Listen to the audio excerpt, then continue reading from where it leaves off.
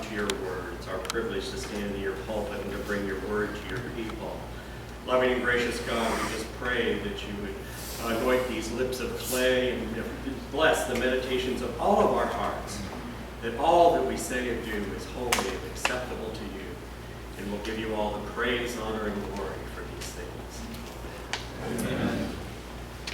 I have to say, when as I said, it's always a privilege to be in the pulpit. It's always a privilege to be here, and I always relish the opportunity to prepare sermons and to speak to you. When you look at the elections for a certain Sunday as they're coming up, the blessing of electionary is that you don't have to decide what you're going to work with. It gives it to you. That's the day. That's what you're doing. Okay, fine. And I'm good with that. And there's sometimes you look at it and you just kind of go, oh, really? And today the scriptures are I find very personally challenging. Because they're scriptures that call us to accountability. And we don't like to talk about accountability. We don't like to talk about those things we should do. Should is an awful word. We shouldn't should on ourselves and things like that. But I mean, there's just times when Scripture calls us to accountability. I find that, as I looked at these scriptures, they're challenging on many levels, and they bring questions to my mind. Are my actions, choices, and decisions consistent with my Christian faith? Is my worship in vain, as we heard in Scripture, because my actions, choices, and decisions? My actions, choices, and decisions can make my worship in vain. That's challenging. How can I know if my actions, choices, and decisions, what they should look like for a person of faith? These are questions that aren't just our questions to us as Christians today. They were questions that bothered the Israelites as well. It was always something that the prophets spoke to. Jesus in our gospel lesson quotes to Isaiah and says that, is quoting Isaiah against the Pharisees, saying, your hearts are far from me. You think you're getting it right, but your heart is far from me. The prophet Jeremiah spoke of that time when God would plant his word in our hearts so that we could teach one another, so we could do the right thing, know what to do. Ezekiel, speaks of that heart of stone being turned into that heart of flesh. And a lot of times we think of, this heart of flesh, we think, oh, that's sweet. That's kind of, it's kind of sympathetic or, that type of thing. But, a heart of stone is basically a heart that was, that was stiff and that was strong-willed. A heart of flesh is one that is malleable. It's one that's willing. It's one that's obedient. It's not an emotional thing. Because the heart in Hebrew Scriptures is the seat of the will. It's not the emotion. It's the seat of the will. So as we look at our Scriptures, we get an idea of what Jesus is ultimately, pronouncing about. In our Deuteronomy Scripture, we hear this introduction. Moses is speaking in that piece. And he's telling, the Israelites about the statutes and ordinances and commandments that God has given them, these things that came to be known as the law, and that they established this relationship, this covenant with God. The law was the basis of that relationship. In the ancient times, laws of a certain country, were, if a country had certain laws, good laws and that type of thing, it was a reflection on the king. They would say, oh, that king is wise because of these wonderful laws. For Israel, since they were a people without a king, that was always reflected to God. Wasn't God wonderful because we have this law that we can follow? We have this law that was given to us, this relationship that was established. It was very much a part of their identity to be adherents to this law. It was how they were distinguished from other people. But the law was more than that. It was telling us about the heart of God, the things that God was concerned about. And it always has to do with right relationships and community. It's a law that we heard in the Deuteronomy passage where the obedience has a promise that if you adhere to these laws, you're going to be successful in life. You will occupy the land. You will be successful. It was given that promise that they would adhere to the law, that would occur. And this is the law that the Pharisees were trying to keep. I mean, we don't want to paint the Pharisees with too stiff of a part of a brush in a way that, they were trying to do the right thing. We're often in that position where we're trying to do the right thing, but we can sometimes miss it. In our our psalm, it's a very interesting psalm, Psalm 15, because it's a liturgical psalm. Testing my reflexes, which aren't always that good. But the psalm is a liturgical psalm, you know. It's a response from the priest. The priest is giving a pronouncement, and the people respond. The priest is saying, who can ascend this holy hill? And the response is, the people give these sevenfold responses of who's able to access the temple.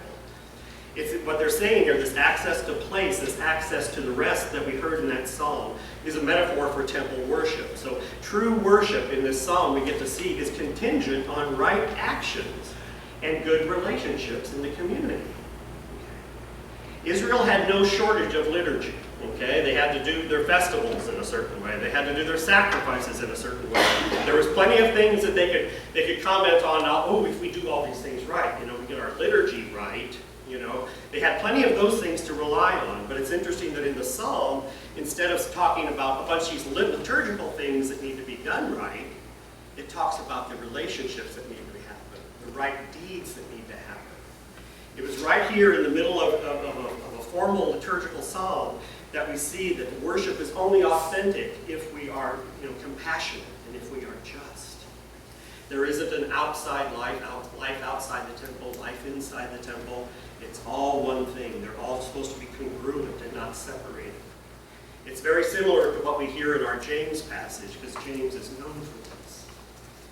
James, as a book, is a collection of, it's looked at as wisdom literature. It's basically a sermon that's a collection of a bunch of little sayings. You know, but James speaks early on that his goal in writing this letter is that his audience become complete and mature Christians. That connection between our faith, what we say and what we profess, and what we do and how we act is the focus of James. You know, it's very practical and useful. I'm sure when you heard Kathy read that, you know, when it said things like, oh, be quick to listen, slow to speak, slow to anger, bridle your tongue. These are things that we can just take to heart. You know, we just know this is how we screw up. You know, this is it. You know, these are practical. When James encourages us to be doers of the word and not just hearers. It's interesting that James mentions twice that we not be self-deceiving. It alerts us to that problem that we see when we're trying to do the right thing, that we shouldn't be deceiving ourselves. There's obviously a warning there that is a pitfall that we need to watch out for. And I think that's what Jesus is telling us in our gospel message. Our gospel pericope, as you notice when Noah read out the verses, it's kind of chopped up. You know, you see it printed in your bulletin. You know, basically they're trying to, you know, get to the chase, because Jesus in the passage is the Pharisees ask one question, Jesus answers a different one, and brings up another issue, and so they kind of just, for the sake of the lectionary, you know, put it all together. But, you know, the Pharisees in Mark never get treated very kindly, okay? The fact that he says that they're from Jerusalem, Jerusalem is always where Jesus meets his opposition, and is always that place of a threat. And so, you know, we said that these Pharisees came from Jerusalem was giving us an idea that this was not going to be a pleasant encounter, you know. The Pharisees, you know, as they're looking at, they ask him about a certain thing. Why aren't your disciples washing their hands like the tradition of the elders? You know, they're asking a fair question. It's a fair question, you know, for them in terms of their law and their observance, the things that they're used to. They don't, you know, they want to know why aren't you doing this thing, doing this particular thing? You know, the Pharisees were looking at the outside, at the way we look at how people behave and act and that kind of thing. But, you know, Jesus has a teaching that goes a little deeper, and he starts to look at the inside. It says the importance is the examining the heart. That heart, that source of that will, that's where all these, you know, socially destructive behaviors, that list that he rattles off there, that's where these things come from. It comes from our heart. It wasn't that the law was wrong, but if the heart wasn't doing or lying correctly, then that practice was invalid. Okay? That's what Jesus was bringing to their attention. You know, the problem is that we need to examine our hearts, and we often don't do that. It's something that, you know, we often just, we respond in knee-jerk reactions. We respond based on our context, sometimes our prejudices. We respond based on our history. We respond on different things. Sometimes we don't take the time to examine our heart that Jesus says is so important that we do. How do we go about examining our hearts? Well, we do it here in worship is one way that we do it. When we gather in worship and we have confession like Dick led us in, and we hear the preached word, and we come to the Eucharist, we examine ourselves at all these points to be sure that we're participating in this in a way that's authentic to us. That it's not something that we do lighthearted, that it's something that we're doing from the right motives. We examine our hearts in community. You and I help us examine our hearts. It's like what a good friend does. I recently lost my friend Tim. Tim and I were friends for 35 years, and he died of skin cancer, and 56 years old. And what Tim was to me, I knew, when I was reflecting with Joe about our friendship, and it was a matter of Tim was somebody who'd tell me about myself the way a friend can, in a way that spouses don't want to because, they're going to sleep next to you, and then, they have to fall asleep sometime. Or they know they have to live with the long-term effects, but a good old friend will tell you about yourself and tell you when you're not, acting correctly and at your best and that type of thing. And that's what I appreciate. That's what I always appreciated about Tim, is he would tell me about myself. But we can do that for one another. We can hold one another accountable for these things. I know Reverend Ron has done it for me at times. That has held me accountable, and I'm deeply appreciative of that somebody cares to do that they want to see you get it right, and so we encourage one another to doing that, outside of in worship and community, I believe one of the ways that we always examine our hearts is in private devotion. There's nothing, I believe this in the deepest part of my heart, is our private devotion, those private times we spend with God, and scripture and prayer, are those things that start to show us what our heart is like. It's not always easy or pretty, but but we know it's of value. The only way I know of doing this, are these ways that I've mentioned in terms of worship, community, and devotion, is to be able to look at our hearts, and it's as we approach God. As we draw nearer to God, is when we get those glimpses of what's in our heart, that are authentic and true. Those things that, I know when I'm in God's presence in prayer and of reading scripture, things will come to mind, and I'll immediately, feel that sense of how I don't quite make it, but because I'm in the presence of God, I'm immediately flooded with that grace and forgiveness. It's an extraordinary thing that is available to us. We don't have to be afraid of that list of things that come out of our heart, because when we bring them to God, it's just that grace and forgiveness and that love that comes to us.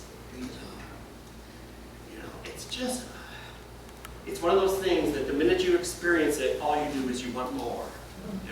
Kind of like the way cocaine. I always love that description of cocaine. It just tastes like more. But this is God's grace and forgiveness and that touch. Is like that. It just feels like more. Brothers and sisters, that's my prayer for us today, is that we would experience that closeness of God, that we would know that opening of our hearts to God and experience just that complete grace and love and forgiveness. And to know that, as we often say in confession, we have nothing to fear from the God who knows us best and loves us most.